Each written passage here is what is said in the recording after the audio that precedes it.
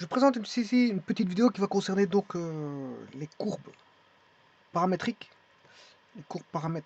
données par un rayon vecteur lié à l'origine et dont l'angle de ce rayon vecteur, ce sera l'angle que voici, phi.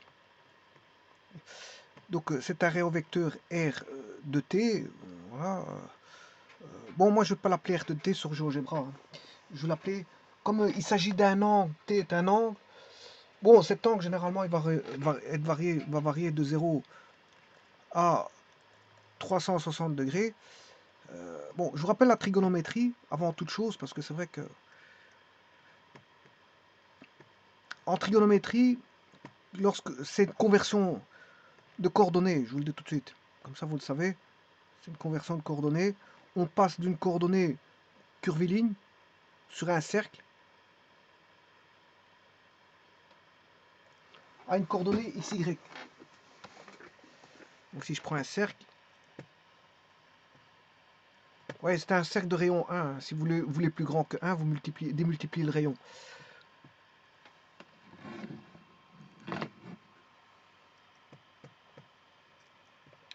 On a l'axe Y, l'axe X, et quand vous avez un angle donné par rapport à l'origine des axes de l'abscisse, des axes des abscisses, on a l'angle phi. Donc là, vous pouvez trouver le Y, la valeur du Y correspondant et la valeur du X correspondant par rapport à cette abscisse curviligne. En d'autres termes, vous aurez X égale côté... alors, l'hypoténuse vaut toujours 1. Je vous ai dit que c'était un cercle de rayon 1. Côté adjacent, sur l'hypoténuse, c'est le cosinus de alpha. Et Y vaudra le sinus de alpha. Et alpha peut valoir, ça appartient à R. Hein. Il peut valoir ce qu'il veut. On peut faire 10 tours, 20 tours. En tout cas, un tour c'est 360 degrés, 2 tours c'est 720 degrés, mais on peut tourner dans le sens inverse aussi. Hein. Les angles orientés positifs sont dans ce sens-là. Enfin, dans ce sens-là, je m'excuse, les positifs par là et les négatifs par là. Bon. Alors maintenant, si je prends le vecteur ici, voilà, si l'angle est donné comme ceci, ben, c'est plus l'angle là. Donc, mais phi est un angle complémentaire. Ça veut dire que là, cette fois-ci, c'est tout le contraire. Pour exprimer le rayon vecteur R de t, ou R, ici c'est R phi, parce que l'angle c'est phi. Le paramètre, généralement, on l'appelle t, hein, mais ici, bon, comme je l'appelais phi, voilà, je l'appelle phi.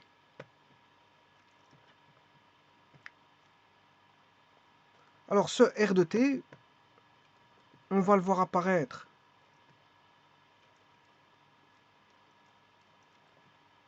bon, c'est R de phi, deux fois, une fois en x, une fois en y. Mais maintenant, c'est tout le contraire de tout à l'heure. Ici, le sinus, c'était le cosinus. Enfin, le x, c'était le cosinus. Maintenant, comme c'est l'angle complémentaire, ouais, mais ici, je l'appelais phi aussi. Hein. Bon, je m'excuse. Je l'appelais phi.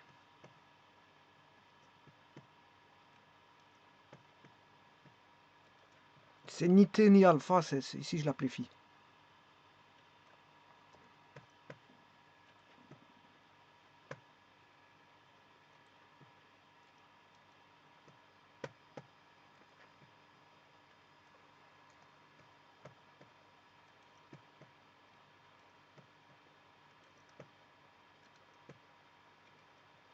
Voilà, ça, c'est l'angle phi.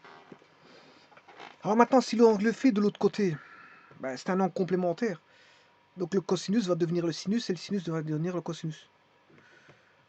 Donc en y, en x c'est le cosinus. Ben maintenant, enfin ici ici le x c'est le cosinus. Ben, il va devenir le sinus. Le côté adjacent, hypoténuse.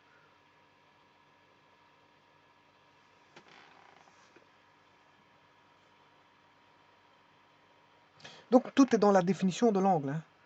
Si le phi est appelé comme ça, ben ce sera RT cosinus phi. Tout dépend de la définition de l'angle. Ici, je vais pas m'aventurer un peu plus loin parce que, bon, si le phi est là, ben, ce sera R sin phi cos phi. Côté opposé,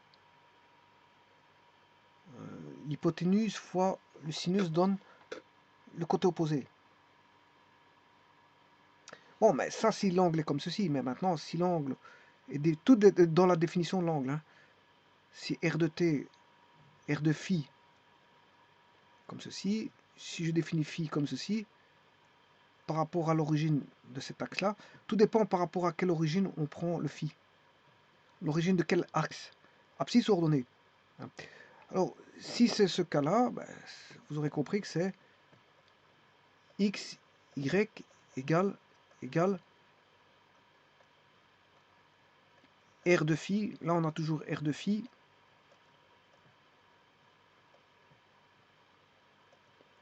cos phi sin phi. Et phi est compris entre 0 et 360. Bon, à partir de là, on va regarder. Là, je vais prendre un site que voici, qui appartient à GeoGebra, tracé de courbe en polaire, entrer une expression θ. Ici, c'est θ. L'angle, c'est θ. C'est plus phi, c'est θ. La courbe polaire correspondant se trace. Donc, il faut rentrer un angle. Généralement, bon, cet angle, bon, il est compris entre 0 et 360. Hein. Bon, là, 0, 10, voilà, et moins 10 ici, voilà. Il n'est pas, en radian ici. Enfin, il est en... Justement, 360 degrés. Bon, je vais regarder. Bon, le 0, je vais mettre positionné au 0.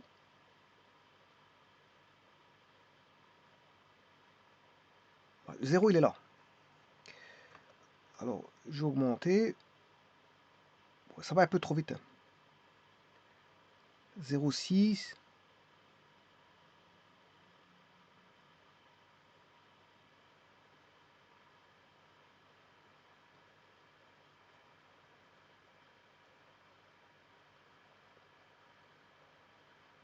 Ouais, mais ici, il y a 3 θ. C'est cos carré 3 θ ici qui est mis. Donc 3 θ, ben, 2 pi. 2 pi, c'est...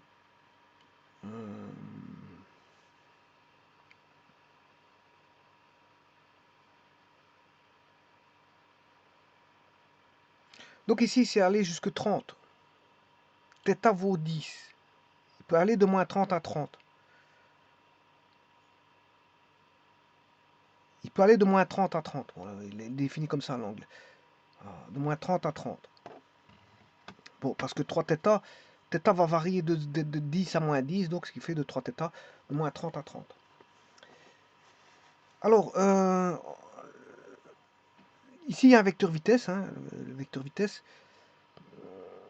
et ainsi qu'un repère mobile. Bon, il a mis voilà, un repère, vous voyez, perpendiculaire, là, qui varie. Il est toujours perpendiculaire, hein, il y a toujours une perpendicularité, mais il est sur la courbe, si vous voulez. Ce repère se met sur la courbe. Voilà. Et il décrit ce qu'on appelle un cercle oscillateur. Alors, un cercle oscillateur, c'est ceci. C'est un cercle pour lequel qui épouse la courbe et qui a voilà, en tangence, par rapport à son point de tangence, par rapport à la courbe qu'il épouse, mais il a un rayon de courbure qui est celui de la courbe. Et c'est pour ça que vous avez la courbe, le cercle qui varie. Parce qu'il va dépendre du rayon de courbure de la courbe. On a un point donné, bien sûr. Alors, le point, bien sûr, c'est le point de tangence. Hein. Donc, il le calcule en quelques points de tangence. Voilà. Là, voici le M, c'est le point de tangence. Le cercle oscillateur, ben, c'est le rayon de courbure. Vous voyez, et le rayon de courbure au point M de la courbe qui fait la fleur, là. 1, 2, 3, 4, 5. 1, 2, 3, 4, 5, 6. 6 pétales. 6 pétales, ben, au point M de ce point de tangence, ben, il a un rayon de courbure qui est tout petit. Et le cercle oscillateur, c'est ce rayon de courbure-là. Et bien sûr, l'axe rouge et bleu, ben, c'est l'axe, voilà, avec l'angle θ, hein, qui donne l'angle θ. Voilà, et qui donne bien sûr, il y en a un, voilà, en fait, il y en a un qui est perpendiculaire. En fait, c'est un repère radial et orthoradial, on va dire ça comme ça. Il y en a un qui est tangent, et l'autre, c'est la perpendiculaire à la tangente. Alors, l'axe tangent, c'est le bleu, et la perpendiculaire à tangente, c'est le rouge. Et ça décrit un cercle oscillateur, c'est-à-dire que le rayon de courbure est celui de la courbe au point donné, bien sûr M. Et donc c'est un repère variable, c'est normal parce que le point de tangence, on le calcule en différents points, bien sûr donné par l'angle θ. Alors quelle est cette courbe? Ben, c'est cos carré 3θ. C'est cos carré 3θ. Voilà. C'est cos carré. Je vais le dessiner, hein. Bon, voilà, c'est cos carré 3θ. Alors, voyez, là, en dessous, il vous calcule le rayon de courbure. Il vous dit que le rayon de courbure, c'est R' θ au carré plus R θ au carré, exposant 3 demi divisé par 2R' θ carré plus R θ au carré moins R θ fois R seconde θ. Voilà. Mais ça, faut étudier bon, voilà, le repère radial-orthoradial sur une courbe paramétrée telle que celle-ci, hein. Bon, c'est comme ça qu'on calcule le rayon de courbure. Le rayon de courbure, voilà, ça se calcule via un vecteur, voilà, directeur de la courbe. Bien sûr, en cherchant la dérivée, etc., etc. En cherchant la dérivée. Bon, il y a une formule, je crois, toute faite pour le rayon de courbure. Alors, donc on a, ça c'est le cercle oscillateur, bon, c'est la courbe qui épouse au mieux, on a un point de tangence. D'ailleurs, je vais vous lire, hein, en géométrie différentielle, le cercle oscillateur, oscillateur, ou cercle de courbure, on a un point d'une courbe est un objet permettant de la description locale de cette courbe. Parmi les cercles passant par ce point, c'est celui qui épouse cette courbe le mieux possible, donc mieux qu'un cercle tangent quelconque, d'où le nom de cercle oscillateur, littéralement qui donne un baiser. Bon, le centre, ce cercle est appelé centre de courbure. Euh, donc voilà, le centre du cercle, c'est le centre de courbure, hein. On a un rayon de courbure avec le centre de courbure qui est le centre du cercle. Et c'est pour ça qu'on a un cercle variable, hein, parce que le rayon de courbure il varie, donc on a un cercle qui varie et son centre varie. Si le centre varie, ben, le cercle il varie.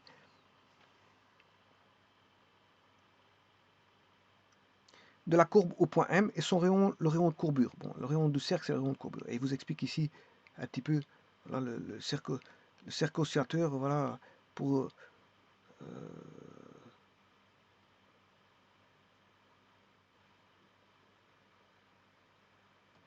pour différents points.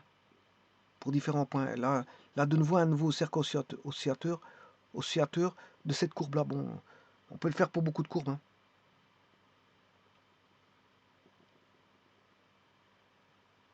Voilà, et c'est formé par un vecteur, voilà, un repère de Freinet. Là, on parle de normal, là, hein, n. Comme on parle de tangente, puisque en fait, on doit placer une tangente, hein, au point M, ben, on parlera de tangente, mais de vecteur normal, parce que le centre sera perpendiculaire à la tangente. Enfin, le centre sera situé sur la perpendiculaire à la tangente au point M. Donc c'est pour ça qu'on parlera de deux vecteurs, un vecteur radial et un vecteur orthoradial. Alors vous voyez que c'est fait par les dérivés, hein, calcul de dérivés. Voilà, on calcule par les dérivés. Voilà, là on a une composante tangentielle qui est tangente, et la composante normale c'est n, hein. Voilà, alors la dérivée, là-bas, la composante tangentielle, vous voyez qu'on dérive une seconde fois. On doit dériver une seconde fois.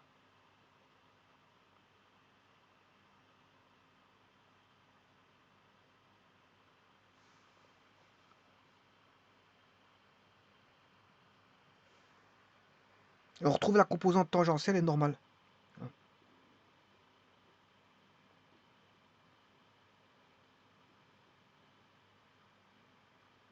Donc il y a une formule toute faite pour trouver voilà, au travers des différentiels, pour trouver, bon, par rapport à une composante tangentielle et normale, on s'est trouvé bon, le rayon de courbure.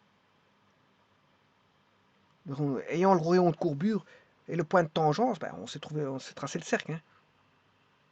Parce qu'on sait bien que le cercle, ben, il se trouve sur le centre se trouve sur la perpendiculaire au point M et enfin la perpendiculaire à la tangente au point M, c'est ça que je veux dire, la perpendiculaire à la tangente au point M. Voilà. Et on connaît le rayon de courbure, donc on s'est situé le centre du cercle et on s'est tracé le cercle. Hein. Voilà, donc, et comme c'est un cercle variable, parce que la courbe est variable, son rayon de courbure varie, on s'est trouvé en tout point M en tout point de tangence. Ben, voilà. Et on sait le faire pour n'importe quelle courbe, hein, pour des courbes paramétrées ou non. Voilà, des courbes paramétrées ou non. Mais tout dépendra de la définition de l'angle. Si l'angle est phi est celui-là, ou si phi est celui-là. Bon, parce que là, ça change tout. Il y en a un, ce sera cos, le x est cos phi sin phi, sinon ce sera sin phi cos phi.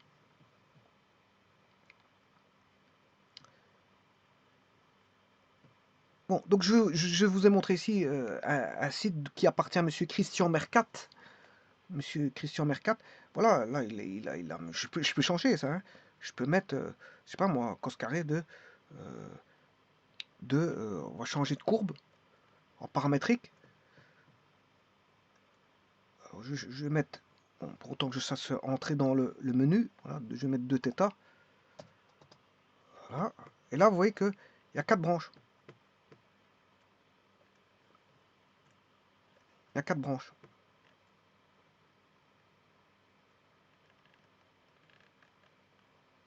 Alors là, il met toujours de 0 à 10. Hein. Bon, c'est toujours enfin, de moins 10 à 10. Comme ça, il est sûr et certain. Voilà, de θ, il va aller de moins 10 à 10. Et il met toujours le cercle oscillateur. Bon. Ça, c'est le site de Christian Mercat. Voilà. Alors maintenant, si je vais dans un autre site, qui est le site de Pierre-Yves Créache, courbe du plan mené d'un repère orthonormé direct paramétré par xt. Voilà, ici c'est rt cos θ, yt rt sinus θ. Bon, voilà. Donc là, il a pris l'angle phi. L'angle phi, c'est ce que je... Voilà, c'est l'angle phi ici. Pourquoi? Parce qu'il a mis cos. X c'est cos. R phi, cos phi. Et Y c'est R phi, sin phi. Donc il a pris le phi qui était là. Je ne me trompe pas là.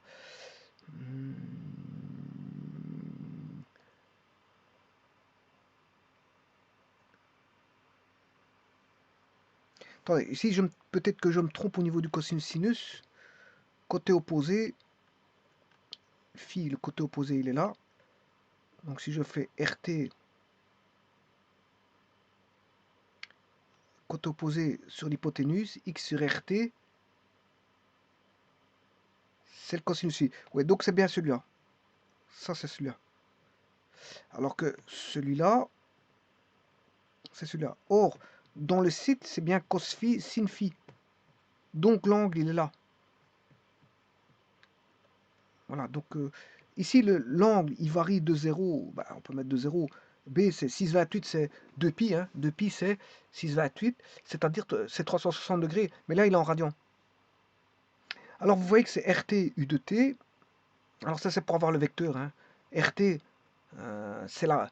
Voilà, c'est une position, mais il met un vecteur en plus, hein, UT.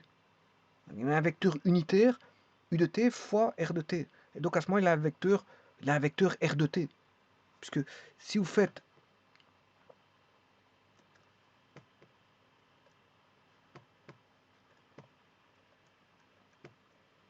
R de T fois U de T, vous obtenez un vecteur. Celui-ci, c'est un vecteur unitaire fois R de T, ben, vous avez le vecteur R de T. Bon, mais ici, moi, quand je dis R de T, c'est R phi. Hein. Voilà. U phi égale R phi. Voilà. Et donc l'angle, il varie là, il le met en radian. Ici, il ne parle pas de phi, il parle de T. Et t, bien sûr, appartient à l'intervalle que vous allez mettre. Hein. 0, 6, 28, c'est 0 à 2 pi. A, B, c'est l'intervalle. Hein. Voilà, compris entre 0 et 360. Et là, on va dessiner R de t. Ben, je vais faire la même chose que l'autre. L'autre, c'est... Bon, si je mets sinus 3t. Bon, je vais les mettre une par une, parce que c'est vrai que je risque de m'y perdre dans tout ça. Bon, la première que je vais dessiner, je dessinerai sinus 3t. Bien sûr, sur l'autre qui a été tracé, c'était cos carré de 3t, cos carré de t.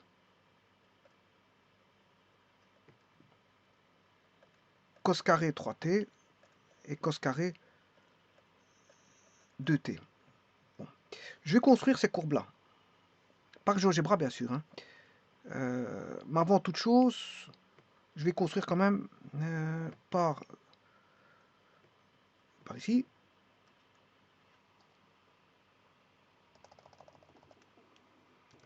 Cosinus carré 3t. Voilà, ça c'est la même que celle précédente. Voilà, cos carré. Bon, maintenant je vais faire ça par GeoGebra. Donc ce monsieur, c'est deux messieurs qui ont fait des sites, dont un donne le cercle oscillateur en plus. Hein. Il calcule le cercle oscillateur en plus. Voilà, c'est juste ça. Bon, ça a été programmé, à mon avis, c'est de la programmation qui est derrière tout ça. Donc il vous place un repère, il vous construit un repère. Bien sûr, il met les paramètres qu'il faut rentrer. Voilà, il crée les paramètres pour lesquels les paramètres initiaux sont 0 pour A, B, 628 et il vous dit qu'il y a un paramètre T qui va varier entre 0 et 628 et que bien sûr R de T ben, c'est cos carré 3T. Bon, maintenant, voyons voir par GeoGebra.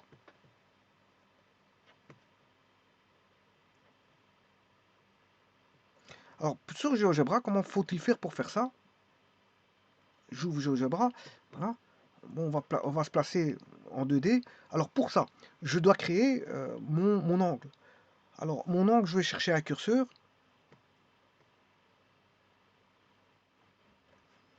Je crée un curseur. Alors je vais prendre un angle qui va aller de 0 à 360. Il va débuter en 0. Avec un incrément de 1. Bon. Une fois que vous avez fait ça, à ce moment-là, vous créez le X. Le X, ben, je vais prendre par exemple cos carré. Alors ici, l'angle c'est alpha. Hein. Donc je vais aller chercher alpha. Alpha. Alors ici, l'angle, bien sûr, c'est... Je vais mettre cos alpha, sin alpha.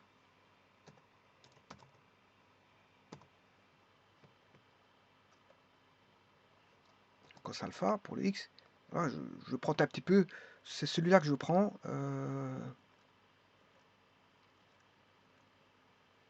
C'est pas... je vais prendre celui-ci. Le fil, l'angle là. Parce que je prends cos alpha, sin alpha.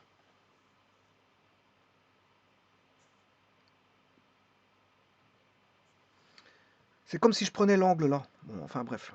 J'aurais pu prendre celui-ci. Sin alpha, cos alpha. Je duplique. Alors, l'autre doit rester cos carré alpha, mais ce qui va changer, c'est sin alpha.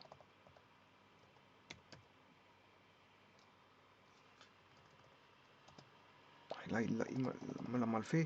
Je vais tout recommencer. J'ai voulu dupliquer, j'ai voulu bien faire, mais dupliquer.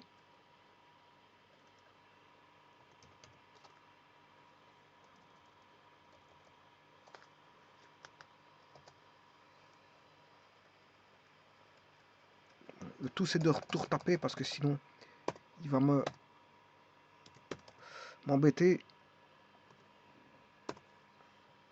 Cos carré, ça, je suis obligé de mettre cos carré. Alpha fois sinus alpha. Et là, bon, je vais créer mon XY, f, virgule, g, c'est mon point.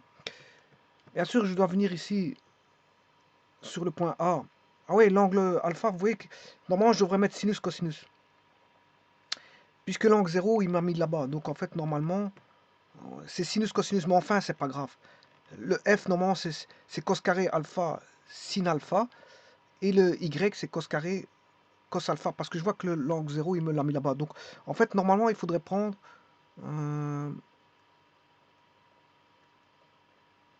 celui-là. Mais enfin, ça va pas changer grand-chose. C'est pas grave. C'est pas grave. De toute façon, c'est pour juste vous montrer les courbes. Donc, voilà, comment on fait, c'est le principal. Alors, bon, je vais mettre afficher la trace. Voilà. Et là, maintenant, je vais lancer.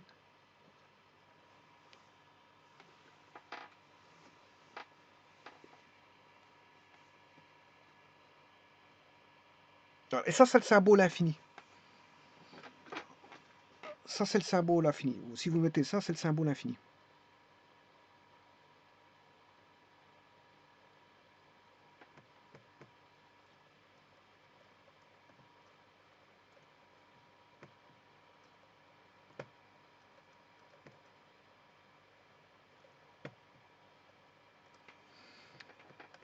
Bon, ben, maintenant, je vais mettre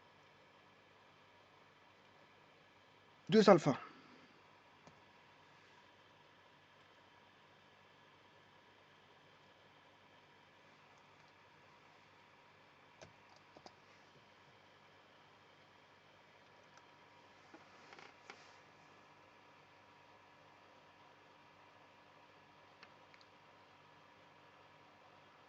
Alors, vous reconnaissez les 4 branches.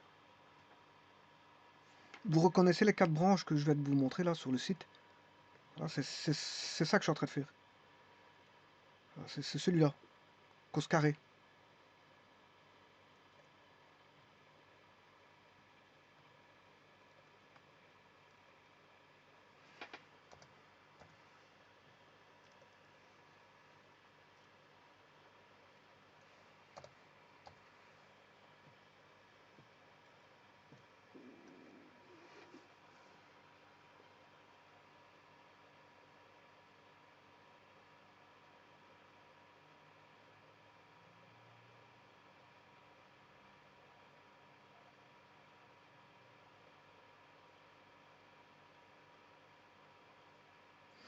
Voilà, et ça, vous avez reconnu ce que c'est. C'est celui qui est là. Bon, maintenant, comme vous avez compris le système, je vais construire quelques courbes. Par exemple, et je suis pas obligé de mettre, voilà, je peux changer, on peut s'amuser là-dessus, hein, je vous le dis tout de suite, on peut s'amuser. Bon, je vais en créer quelques-uns. Par exemple, je suis pas obligé de garder cos carré, cos carré. Voilà, le 3 alpha, 3 alpha. Alors maintenant, je peux changer ici, je peux mettre 6 alpha. Alors on va expérimenter un petit peu. Vous allez voir les courbes que ça va donner.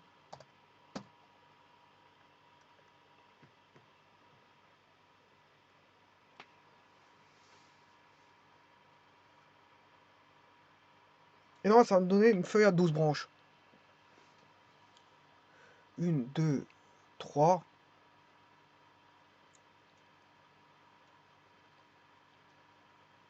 1, 2, 3, 4, 5, 6, 7, 8, 9, 10, 11.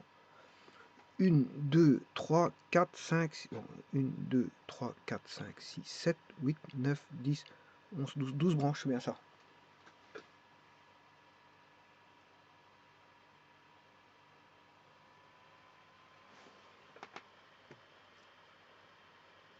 Alors, je suis pas obligé d'avoir la même chose d'un côté comme de l'autre, hein. Alors, on va s'amuser un petit peu, on peut faire un petit peu autre chose. Je mets.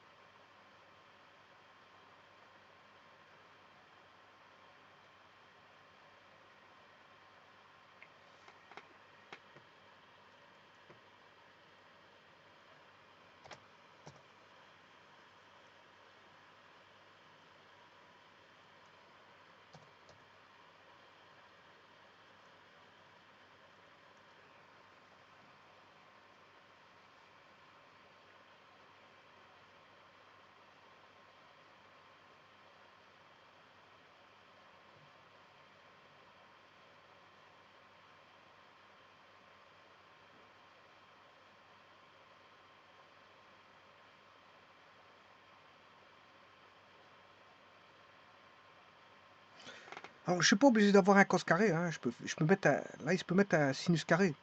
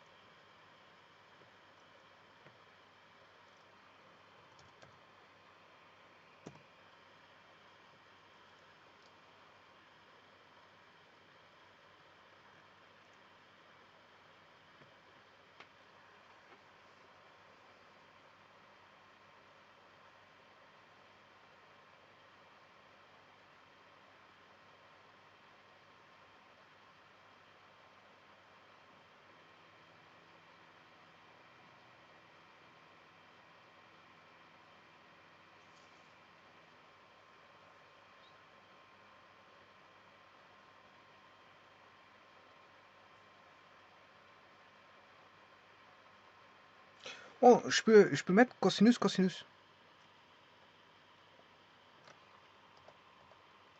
Je suis pas obligé d'avoir du sinus ici. Je peux mettre cosinus, cosinus.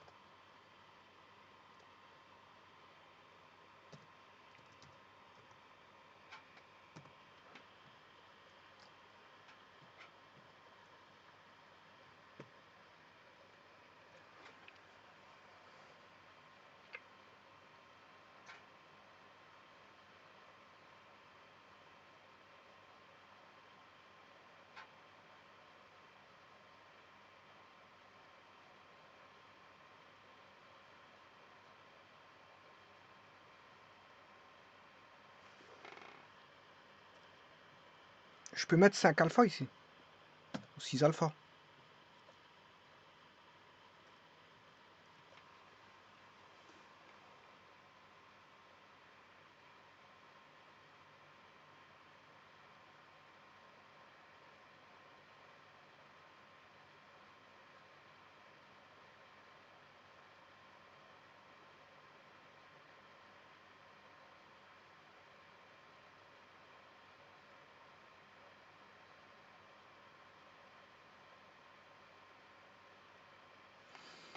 Je peux mettre une racine carrée. Ou exposant, si vous voulez, 3 demi. Bon, ici, il ne l'a pas pris. On va recommencer.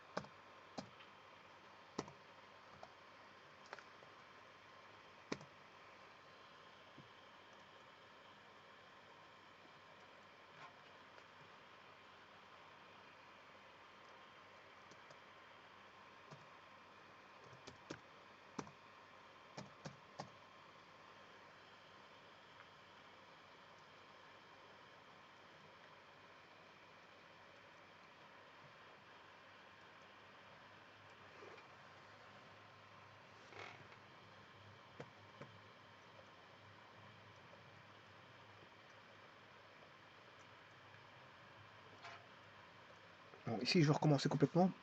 Euh, je vais chercher sinus.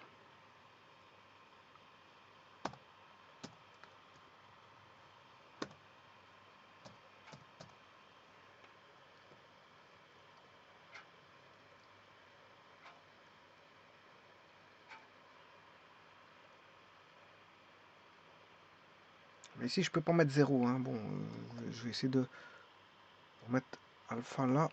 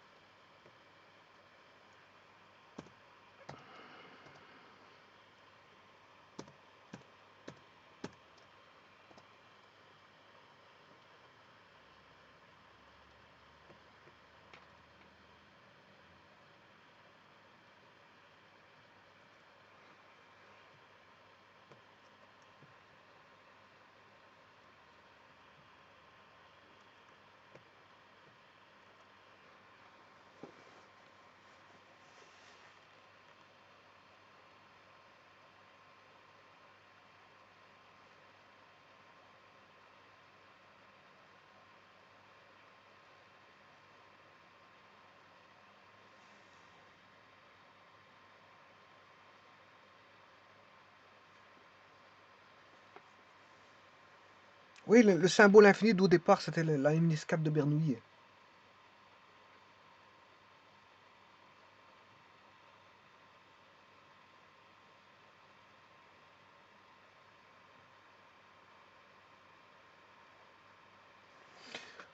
Je peux mettre un sinus carré au départ.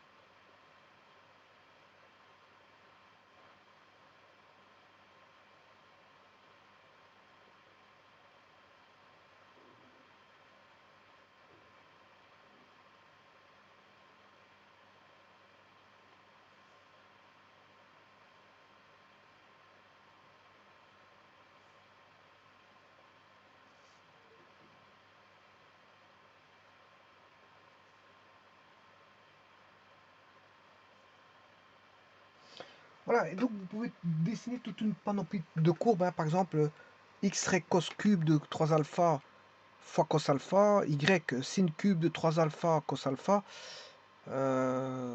x égale cos cube de 3 alpha cos alpha, et y serait sin cube de 3 alpha sin alpha. Alors vous pouvez dessiner aussi x égale cos carré alpha fois cos alpha, y sinus carré alpha fois cos alpha, ou alors x égale cos cube de cos alpha, y égale sin cube de cos alpha, x égale cos cube de alpha, enfin cos cube de alpha fois cos alpha, y égale sin carré alpha fois cos alpha,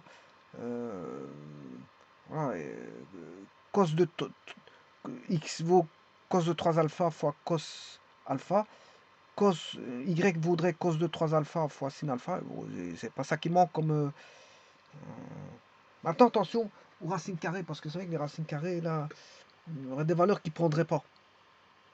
Il faut instaurer un domaine, et donc le alpha ne prendrait pas toutes les valeurs, parce on a des valeurs négatives, et les valeurs négatives, elles ne seraient pas prises en compte.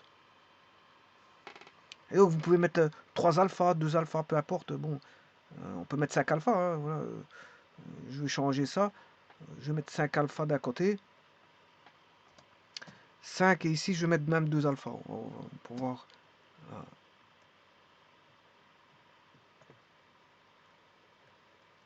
Vous pouvez expérimenter, je veux dire, pour avoir une infinité de courbes que vous voulez, hein.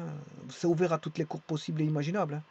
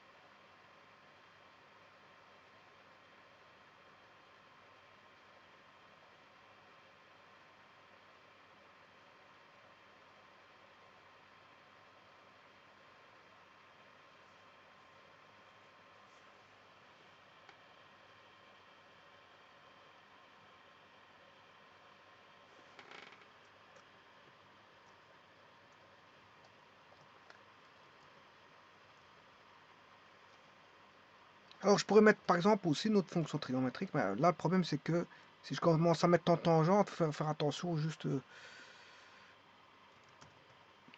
il y a un domaine aussi, hein, le problème il est là.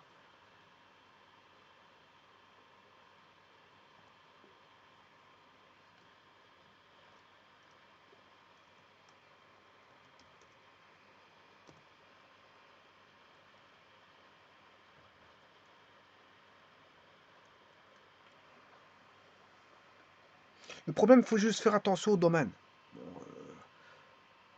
Le domaine, parce qu'à ce moment, il va vous dire non défini. Si vous prenez une valeur dans qui n'est pas définie, hein. Faire attention à ça, c'est juste ça.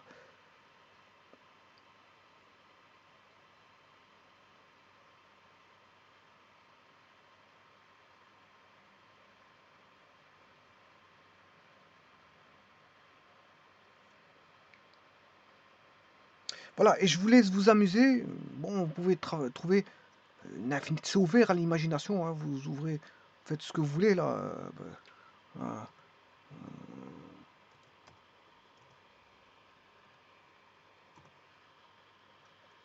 Faites ce que vous voulez, voilà. C'est l'imagination qui va créer, hein, voilà. Enfin, l'imagination crée l'introduction voilà, de la fonction. Et puis, bon, GeoGebra n'a plus qu'à tracer, hein. Il fait très bien son travail. Je n'ai jamais dit le contraire. Il y a parfois, GeoGebra ne trace pas ce qu'il faut, mais parfois il fait très bien son travail. Donc, à ce niveau-là, on peut lui reprocher certaines choses, mais pas d'autres. On sait bien que, bon, le problème, c'est qu'il sature assez vite, notamment quand on a un PC qui n'est pas voilà, qui n'a pas de grande prouesse technique, du fait qu'il est limité au niveau de ses capacités. Là, en ce moment, GeoGebra rend l'âme tout de suite, hein. Bon, il va vous bloquer, parce que voilà, il va bloquer dans ses ressources, il va bloquer au niveau du calcul processeur. Ben, ça, c'est normal, si vous lui demandez un peu trop par rapport à votre matériel. Donc là, en ce moment, c'est normal qu'il ne sache pas faire, mais parfois, il y a des cours où il ne sait pas faire, hein. Il ne sait pas tout faire non plus, hein. Bon, ici, je dis, c'est très bien, c'est magnifique, il permet de faire ça. Ah ouais, le cercle oscillateur, il sait le faire aussi, hein.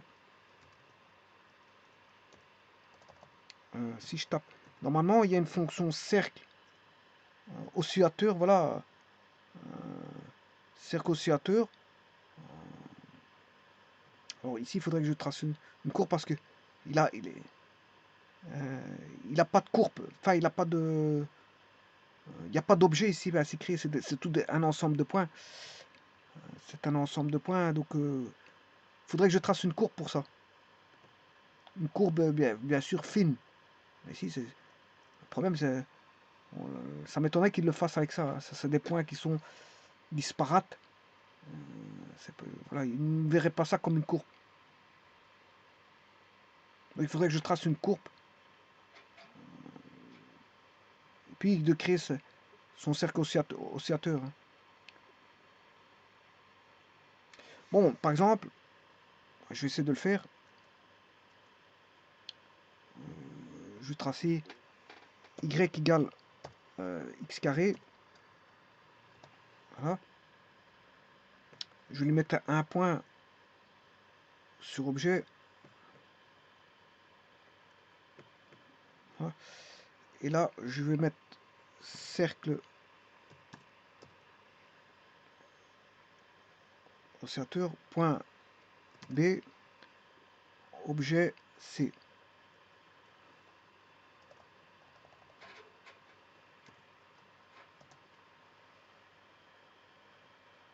Voilà. Et ça, c'est au point B. Ben, maintenant, je peux faire voilà, une animation. Voilà, vous avez le cercle oscillateur, hein. Mais pour ça, il faut que la courbe soit fermée.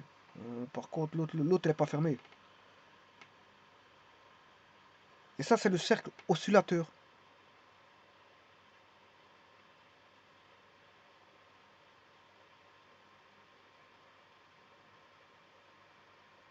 Bon, maintenant, c'est vrai que j'ai un point là-bas variable. Point A. Mais la courbe n'est pas définie. Ouais, le problème, c'est que j'ai qu'un point A, mais ouais, il n'a pas de définition de courbe. Parce que c'est tout des points disparates. Donc je ne sais pas faire un cercle oscillateur sur ma courbe paramétrée, si vous voulez. Il lui faut une courbe comme je viens de faire, y égale x carré. Là, vous avez une courbe pleine. L'autre n'est pas une courbe pleine, donc il ne saura pas le faire. Il faudra vraiment que je le dessine. Voilà.